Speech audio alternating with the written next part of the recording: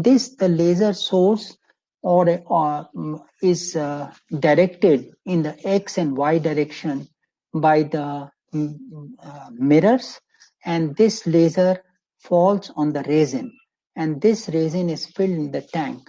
The resin has the property of the various material like ABS, nylon, and different type of materials which are biocompatible as well as engineering. And after the first layer is printed by curing of the resin with the laser, you decrease the height or increase the bed. So depending on whether we are doing the inverted printing or we are doing the positive printing, the bed goes down or the bed goes up, right? And having said that, effectively you are able to do the curing of the material or hardening of the material with the help of light or with the help of laser. In all SLA technologies, basically light or the laser is used to cure the polymer, which is filled as if in the form of a resin in a tank. So if I show you how does this operate,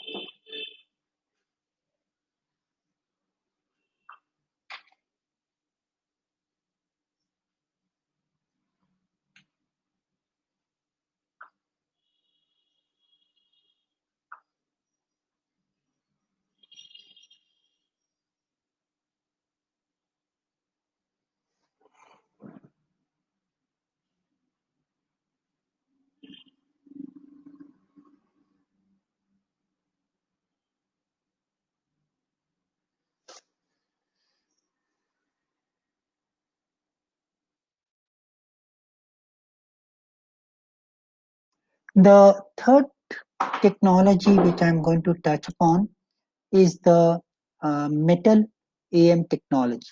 And there are two major metal AM technology. One is called the powder-based technology, where the laser, which is normally creates a heat of with 200, 400, or 1,000 watt laser, unlike the plastic where the lasers are in the range of about 20 to 80 watts. Here we are using the lasers which are about 200 to 1,000 watts. The metal powder is spread as a layer, and then the metal powder is melted by the laser at a precise geometry, and therefore the XY coordinate moves based on the movement of the lens or the mirror combinations which are put in. So with this, you are able to print the parts layer by layer, and then the next layer comes in. The limitation of the powder-based technology is that when the powder melts, even it sticks to the base plate. And since it sticks to the base plate, you have the problem of removing the part from the uh, bed, which requires the wire, either the wire EDM or some other technology to cut the part from the base plate. And all the support structures also needed to be removed with the help of CNC machine or operations like that. So the post processing is a little cumbersome, while the geometry can be done very, very effectively. Similarly, in the LED DED technology, instead of the powder being spread layer by layer, here the powder is kept in the hopper, and the powder is sent down like it is done in FDM machine. It is melted and a melt pool is created, which is used for doing the printing. Let's look at the technology. The advantage is here, when we are changing the powder from, when we are changing the material from, let's say, titanium to stainless steel.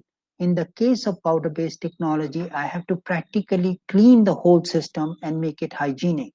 In the case of DED, I don't have to bother about it because the powder has not been spread, and therefore I just have to replace the hopper, and I have my new clean hygienic environment for changing over from one material to another material. The other thing is that the DED technology gives me the advantage of parts being solid and with a density of 99.5%, which is almost a forging quality, compared to the powder base, where I get a density of 96 to 98%. Of course, there are technologies and there are intelligent people who are using the powder based technology with a higher density as well. So, in the DD technology, the laser is a red line and the powder is fed from the top, and there are cameras for doing the scanning to give the closed loop connection. If I share with you one of the videos on the technology.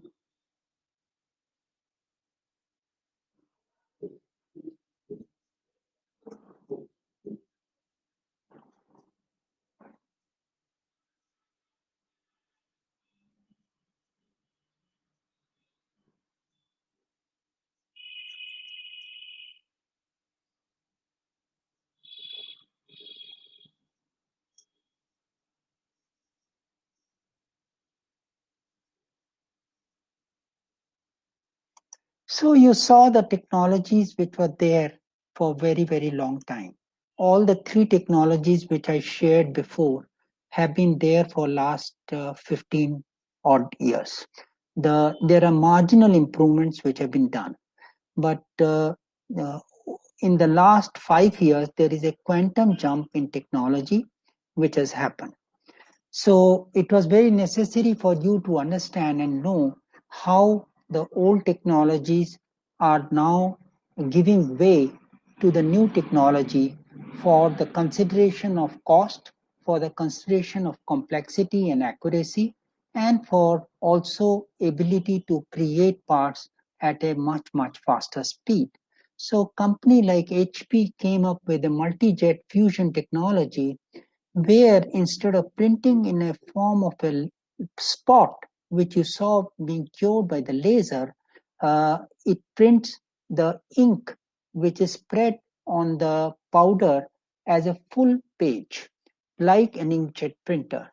And this ink is a thermally sensitive ink, so when the heating is done from the fuse lamp instead of the laser lamp, the part get cured. So you are able, you all of us have seen the inkjet printer, how precise they are. The same way the ink is spread with 15,000 nozzles instead of one spot. And then the printing take place and thereby the parts get produced while the ink is being uh, used for doing the thermal heating precisely at the location where the ink has been put.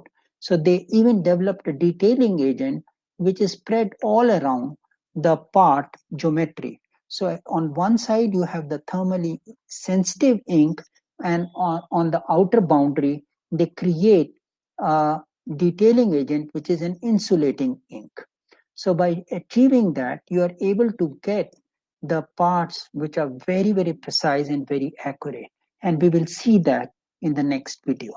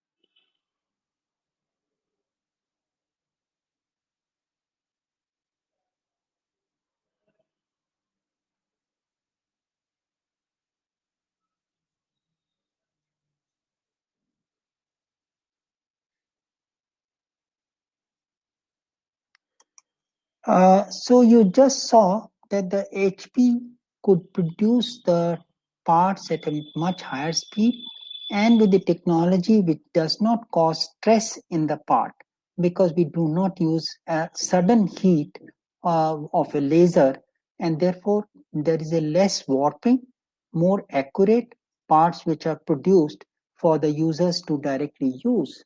The other very interesting thing is that in this technology, this is the only technology where the parts are isotropic in nature. Typically, in because of the layer by layer adhesion, the z axis is relatively weaker to the x and y. And in a biomedical applications, we need more or less an isotropic part because we do not know where the twist will come and how the twist will come. In HP, you are able to achieve that very easily because the parts can be oriented during the print in any direction, and yet you will have the same strength which has been determined at the time of testing that same part. The 3D printed parts from HP, because it's using the PA12 nylon as well as PA11 and glass speed nylon, as now even the TPU and PPE, you are able to get the parts which are durable, sustainable, and they are watertight. So there is no problem, watertight and airtight parts. They are accurate and you can produce in high volume. The other very important thing is that the powder, it's a sustainable model. So the powder is fully reusable. You don't have to waste the powder which is in and around. In the previous technologies, we had close to about 40% of the powder which was not reusable because of the heat dissipation in and around the part, which used to happen due to the laser heat getting transmitted to the surrounding area. The next technology which has come up for the fixtures as well as for many other applications is the carbon composite technology. In this technology, it has come from Markforged, and in this technology, you use the nylon mixed with carbon fiber, which is a chopped fiber. In addition to that, you reinforce the part in the direction in which the force parameters are much higher with the continuous carbon fiber or a continuous Kevlar or a continuous fiber of glass fiber. So by doing it, you are able to achieve higher wear and tear, reduce the wear and tear. You can achieve a very, very high strength. And through the software, you are able to do the concentric layers around the holes and around the parts where there can be a tear which can happen. So if you look at the part on the left side, you would see that practically a complex part like this could be made as a single part, and these parts are without any post-processing. So the finish is very good, and at the same time, these machines can be kept on the desktop, so you don't have to use any external facility to do the post-processing. You practically have the part ready to use.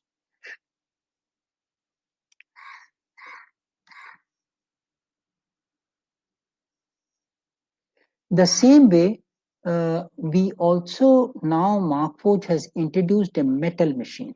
In the metal machine, unlike the behavior which you had where the powder had to be kept, here the powder is enveloped in a thin layer of plastic, and this powder is printed with the help of the extrusion system, very similar to the FDM system. And the support structure is supported, or the layer is made of ceramic. Now, why ceramic layer is being made? Typically, removing support in the inside area becomes difficult. But with the ceramic layer as a support, when you heat the part, at that point of time, the ceramic will become brittle and the metal will come out. So with this, you are able to print parts which are very accurate and at the same time have the same strength. But in this case, the process goes through three levels, which is the part is printed first, and then it goes to, that's called the green part. Then we do the wash, and during the wash process, most of the plastic goes out. So since the plastic has gone out, when we do the heating or sintering in a uh, uh, in a gradual manner, the all the plastic goes out, and then you get the part which is 97-98% solid part of metal. I'll show you a video corresponding to this.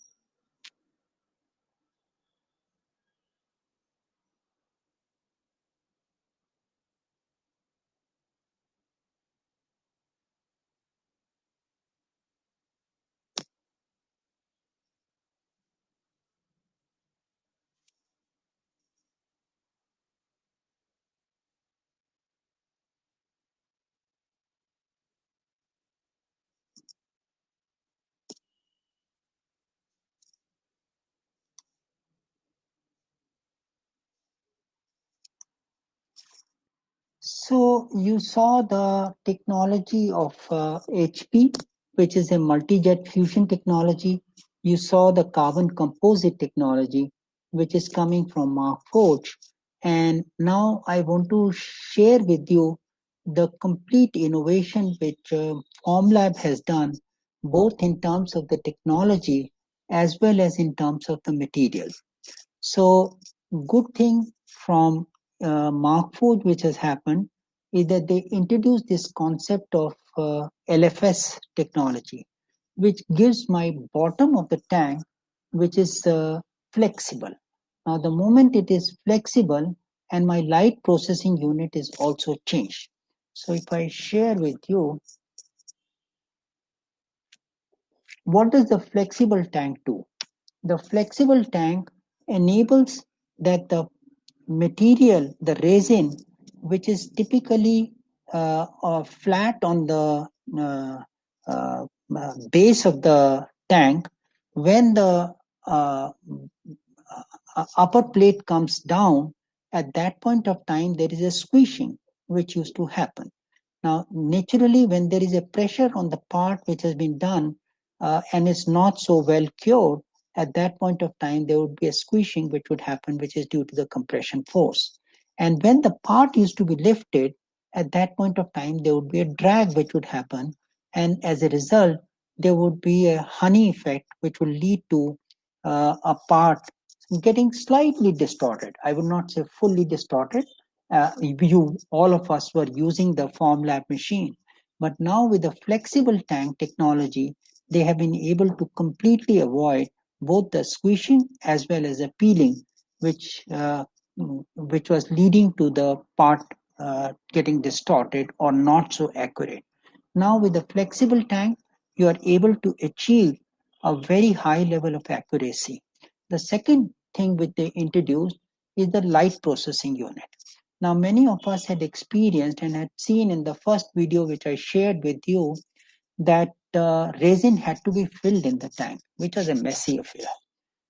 They have introduced the cartridge, and instead of the resin being filled in the tank by human being, it is in the form of a cartridge and it gets filled up to the required level which is needed at that point of time.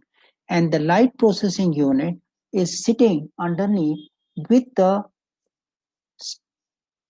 as you can see, this is my bottom. Now you might be wondering, is it giving me the curved path? No, it's not giving me the curved path, because when the light processing unit comes in, at that time, the whole area is a flat area.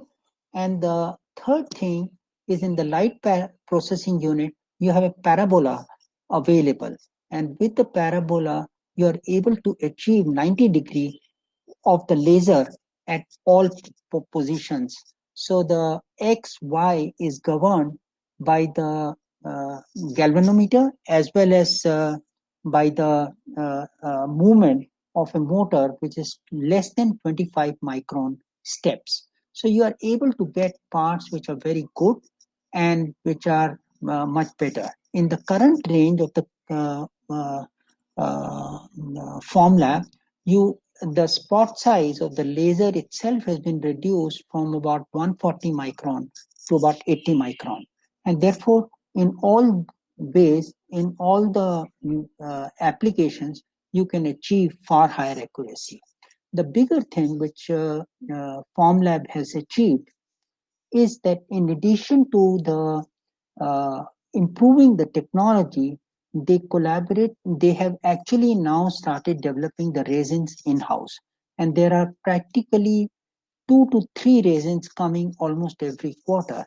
And they have resins which are biocompatible for dental applications, for surgical units, hard resins which can be used directly for making any medical equipment as well. So this is what it provides us in terms of accuracy. It provides us different type of functionality, and with 20 plus resin, 29 different resins, including the clear resin, you are able to get material which are biocompatible for your application. The other area which we are working on, and this is a machine which we have manufactured ourselves, and it is working in about 40, 35 odd customer places in India, and some of them have been exported outside the country, which is the bioprinting. In the bioprinting, we call it a Hyren, and this machine is a hybrid machine which combines the capability of additive manufacturing and also has the capability of subtractive manufacturing. In this case, we can use the filaments, which are plastic. We can use the powder. We can use gel, emulsions, paste, liquid, silicone, ceramics, epoxies, and you can even combine couple of materials. So it is ideal for research and for working with the material which are tailor-made for you in your application.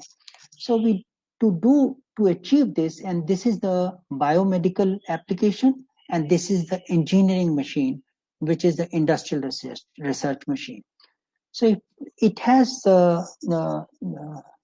extrusion, which is with the cold flow options, warm flow options, hot flow options, laser options, spindle tool, and pick and place, motion control. And I'll share with you a little more in detail all these different type of extruders which we are working.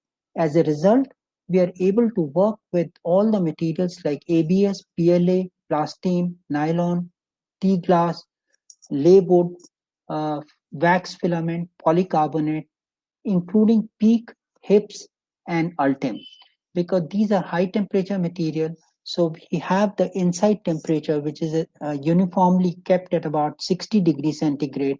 And at the same time, the bed can go up to 200 degree and the extruder can go up to about 450 degree.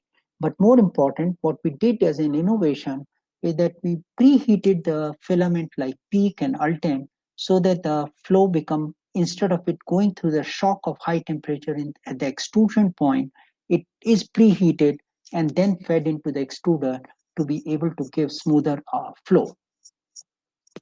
In terms of extruders which are not using the filament but may be available in the liquid form or semi-viscous form and would need to be treated both as a hot extrusion or as a cold extrusion, we have the cold flow extruders which can be used for cure clay, adhesives, ceramics, epoxies, and we can epoxy typically require in situ mixing, so we can actually combine and the two chemicals in situ and during the print process itself, so we don't have to keep it for very long.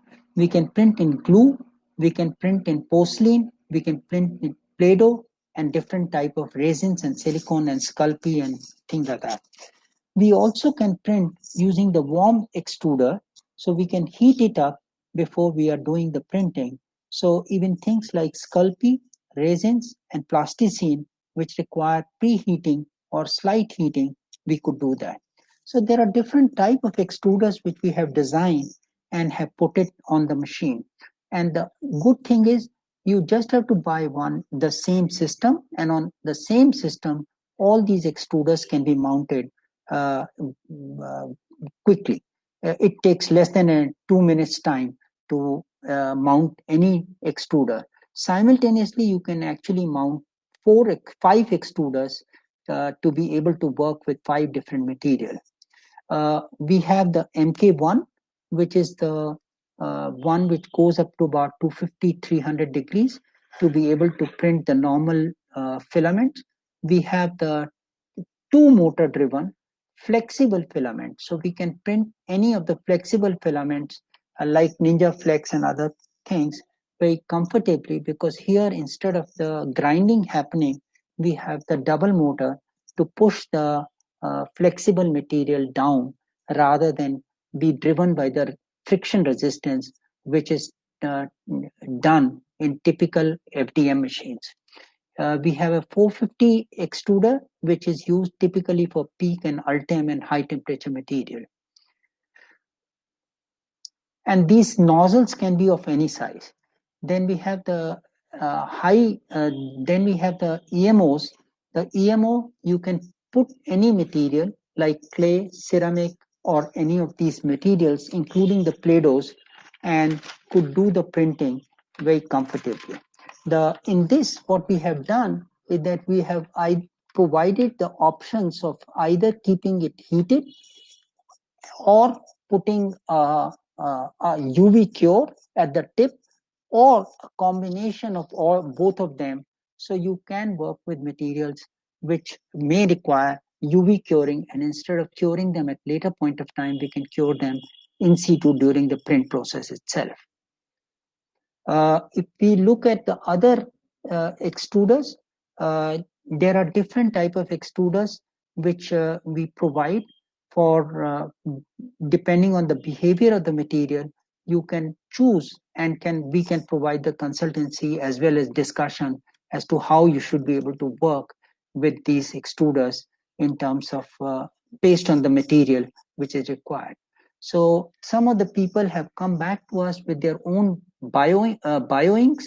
Some of the people have come back with conductive ink. Some of the people have come with very different applications of combining a couple of resins together. Very recently, we also did a project where we combined a material which could go at, and after the printing and sintering, could go up to a temperature close to about 3000 degrees. So, are we only using the extruders? But we can also use syringes. So using the syringe, you can actually put any of the material. And in this also, if you see that there is a UV cure, which is built at the bottom. So when you're printing with the liquids which require the UV curing, you can do it in situ. In this extruder, if you see the two nozzles, you can actually combine two materials simultaneously and do the printing. So that gives you a perspective of how flexible this machine is. So you don't have to buy separate machines for separate material, but you just have to buy the different extruders and can keep working. On this machine, we also have a laser. So you can have a 6 watt, 40 watt and 80 watt laser for both engraving. But I think what would be critical for researchers here who are present is that we also have a small inspection microscope.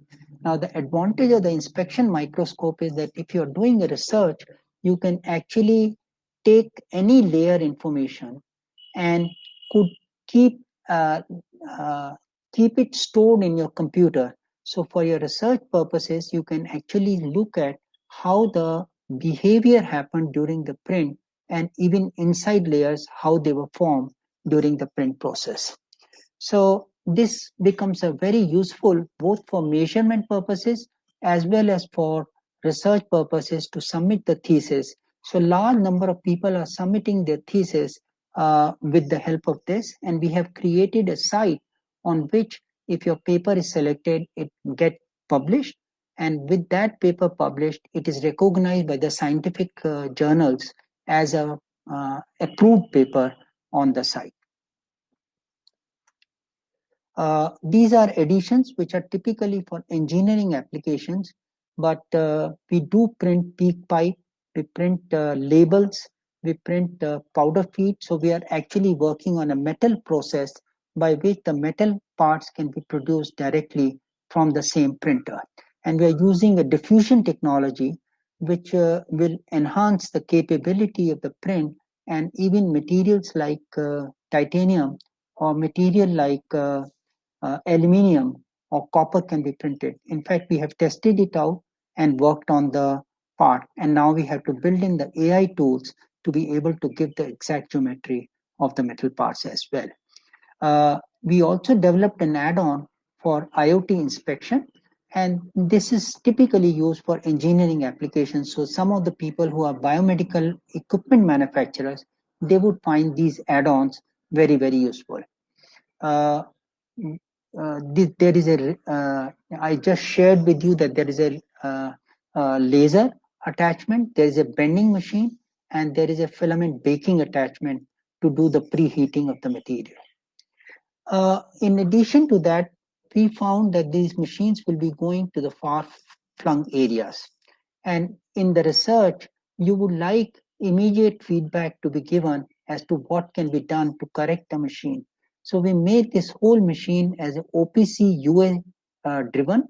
So it is fully Industry 4.0 compatible and it's IoT enabled. So whatever you perform, if you would like, you can connect it to the internet and we can actually see we cannot see the geometry of what you're printing, but we can definitely see the performance of the machine, the type of material, and we can guide you in terms of what material can be used and what parameters you need to set it in for this machine or for this printer. So this is the bioprinter, which is far accurate. And for one of the institutes wanted to do the work on scaffolding, and when they wanted to do the work on scaffolding, instead of the normal bed, they wanted the temperature to be decreased to -5 degrees for the scaffolds to be stable. And we provided a small air conditioning system to be able to take the temperature below -5 degrees. In fact, we reduced the temperature to -10 degrees to be able to give that capability. Now, in bio applications, you also need a environment which is clean and dust-free and also hygienic. So typically, people were asking for the room to be created.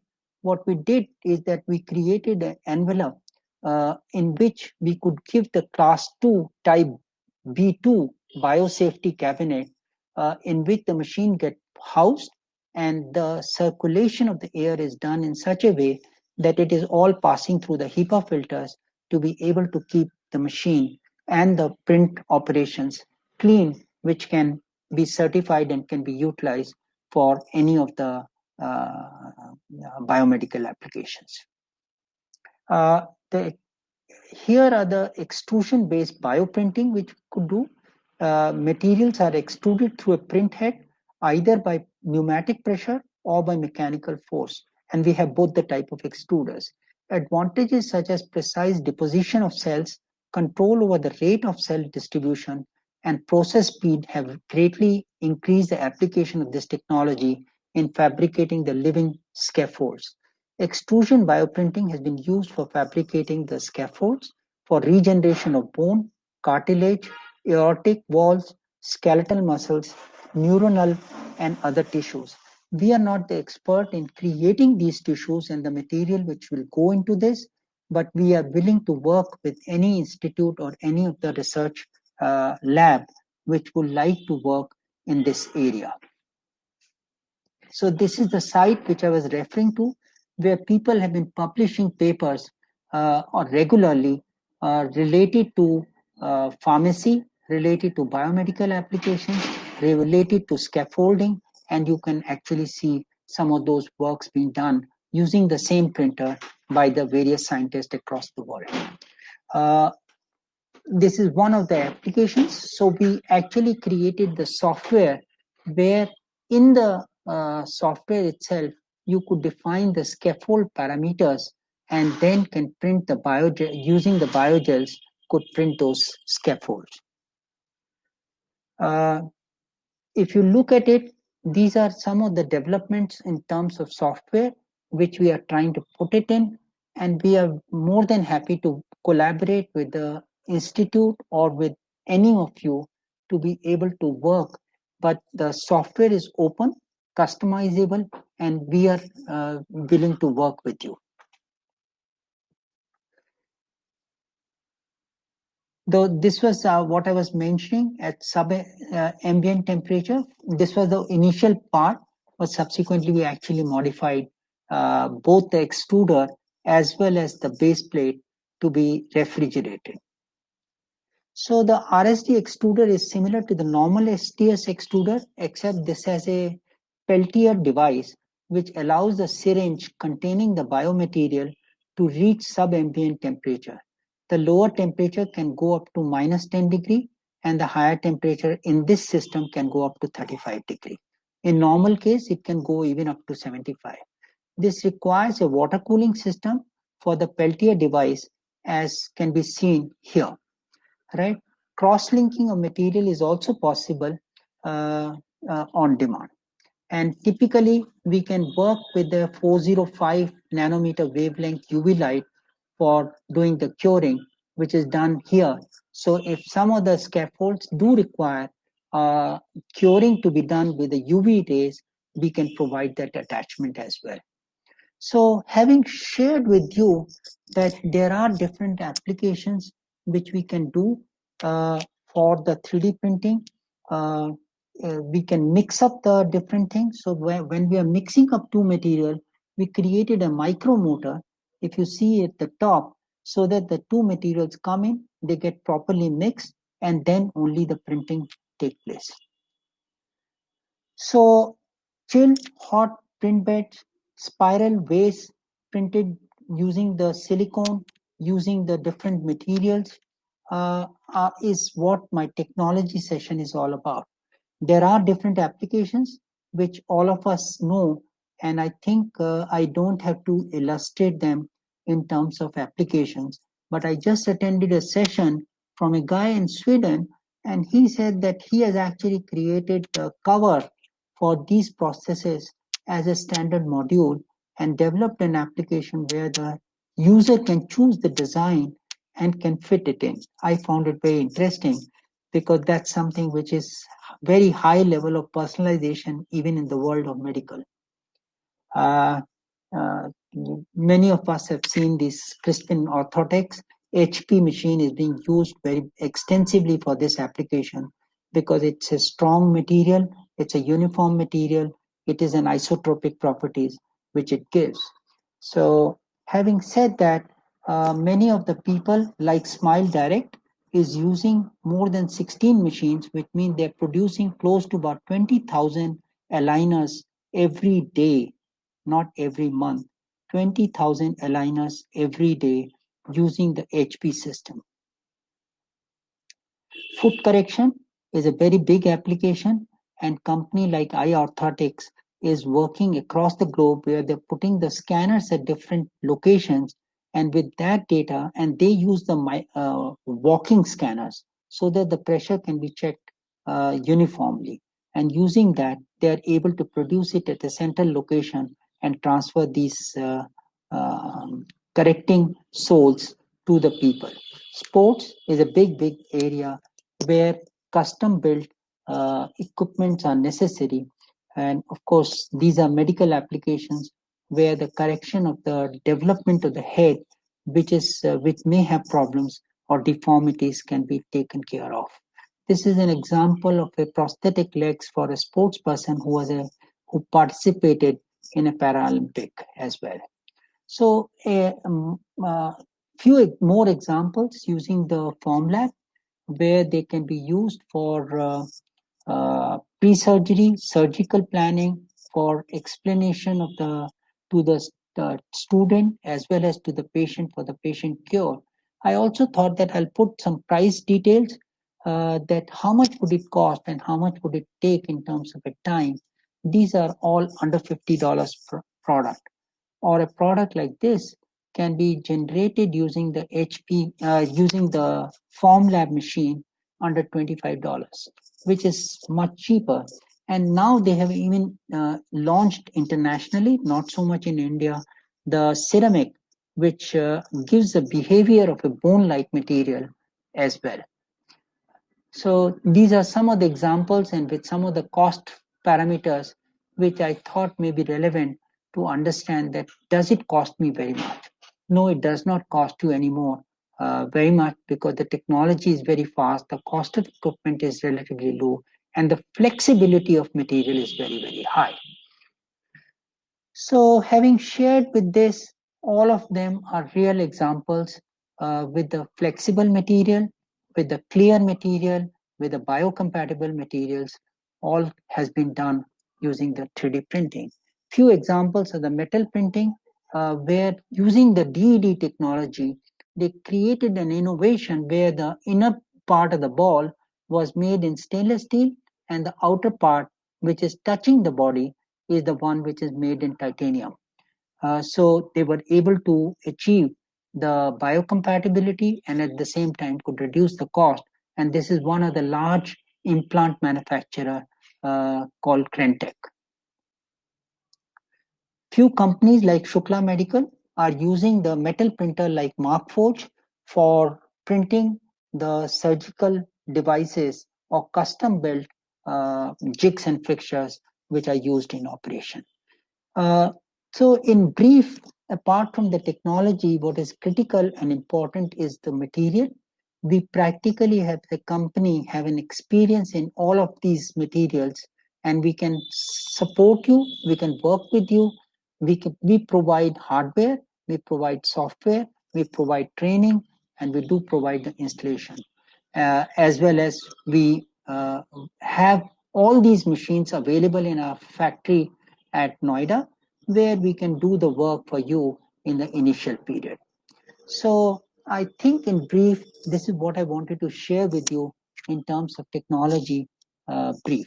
Any questions? I would be very happy to answer them.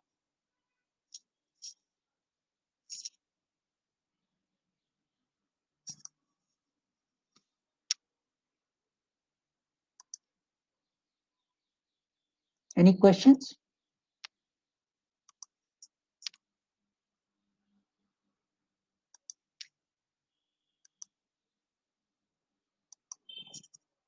Hello?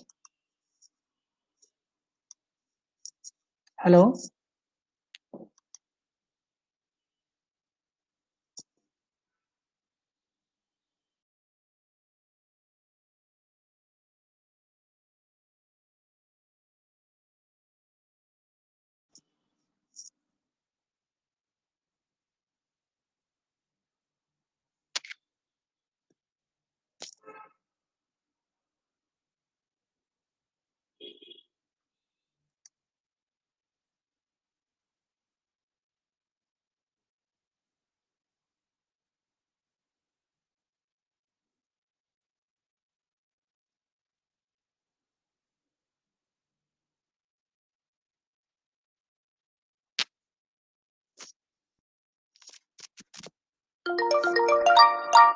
Hello? Yeah, so there are some questions. You can go to the discuss panel for that, people have some queries. 1 second, I'll just join you, sir. If you can put those questions to me, I'll be happy to answer. 1 second, I'll just join. Then we can quickly ask them.